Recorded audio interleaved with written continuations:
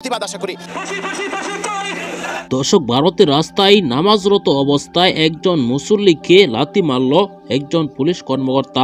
তা নিয়ে সারা বিশ্বে তোলপাড় সৃষ্টি হয়েছে। ইতিমধ্যে কড়া প্রতিক্রিয়া জানিয়েছেন পশ্চিমা বিশ্ব সহ এমনকি মুসলিম বিশ্বরা।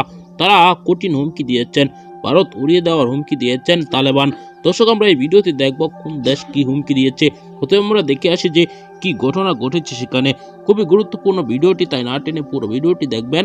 চ্যানেলে নতুন হলে সাবস্ক্রাইব করে রাখবেন। পরবর্তী আল কায়দা চিঠি দিয়ে রাজধানী দিল্লি, মুম্বাই এবং উত্তরপ্রদেশে হামলার হুঁশিয়ারি দিয়েছে সংগঠনটি। মহানবীর সম্মান রক্ষার লড়াইয়ের কথা উল্লেখ করে আল কায়দার চিঠিতে বলা হয়েছে, যারা নবীকে অপমান করে তাদের শেষ করে দেয়া হবে। এদিকে এ ঘটনায় এবার ভারতের রাষ্ট্রদূতদের তলব করেছে ইন্দোনেশিয়া ও মালয়েশিয়া। সম্মানিত দর্শক, সম্পূর্ণ ভিডিওটি দেখলেন। এই ভিডিও সম্পর্কে অবশ্যই আপনার মূল্যবান মতামত কমেন্টে জানাবেন।